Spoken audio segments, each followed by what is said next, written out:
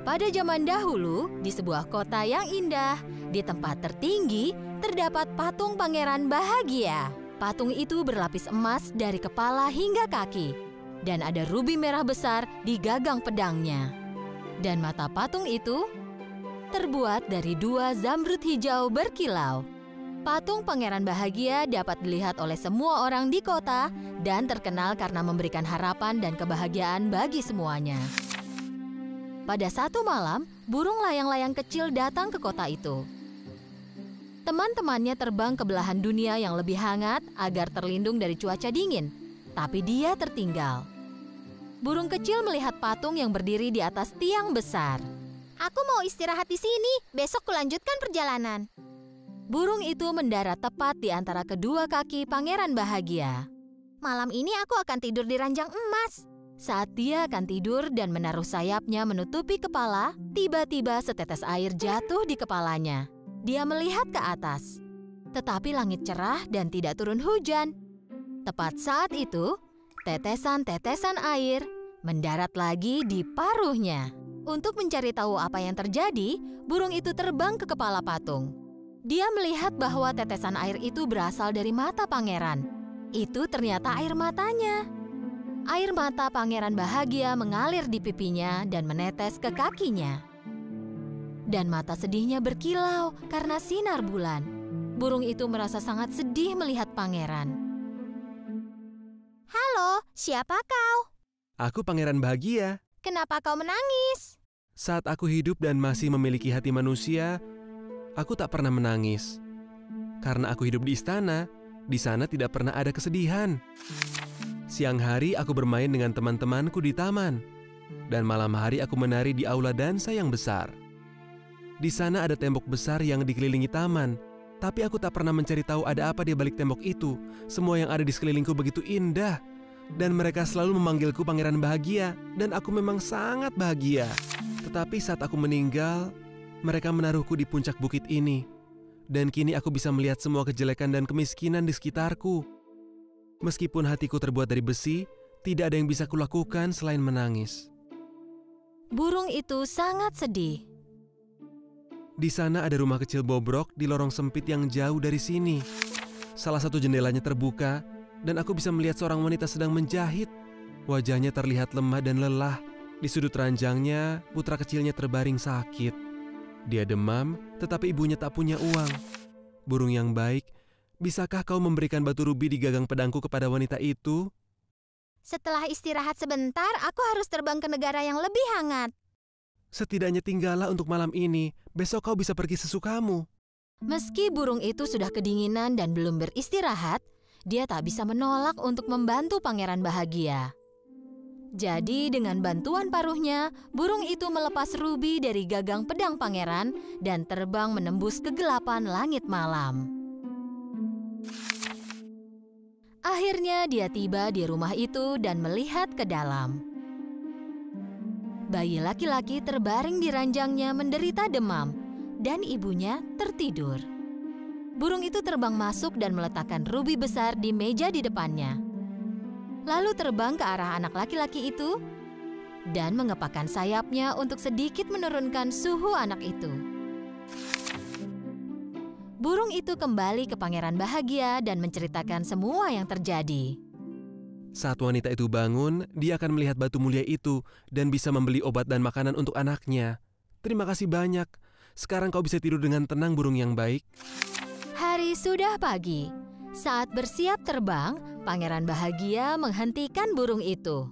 Hei, burung yang baik, bisakah kau tinggal 1 malam lagi?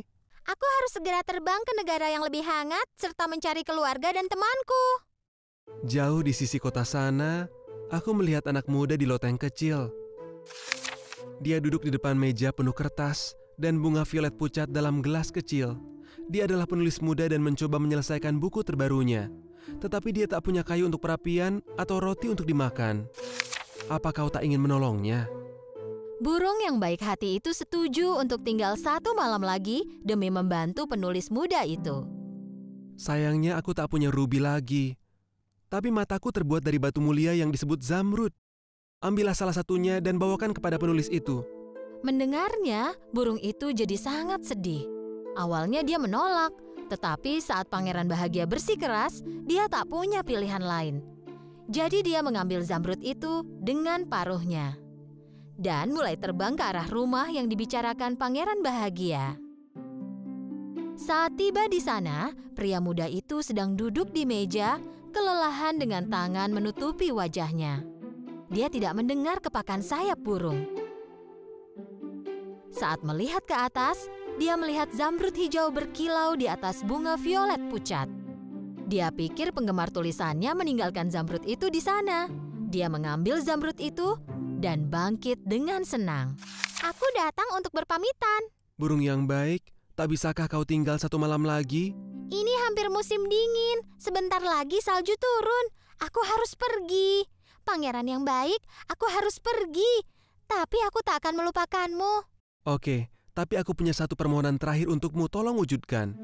Di alun-alun di bawah ini, ada gadis kecil menjual korek api, tetapi dia menjatuhkan dagangannya ke air dan basah semua. Jika dia tak membawa uang, ayahnya akan sangat marah, dan mereka akan kelaparan malam ini.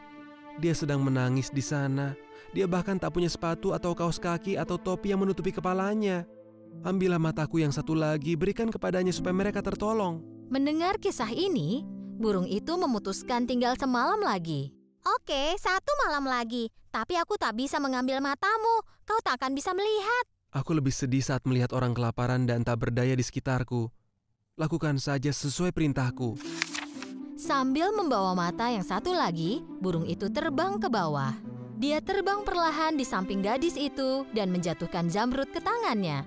Gadis itu berteriak, "Oh, potongan kaca yang sangat indah." Lalu berlari pulang dengan senang.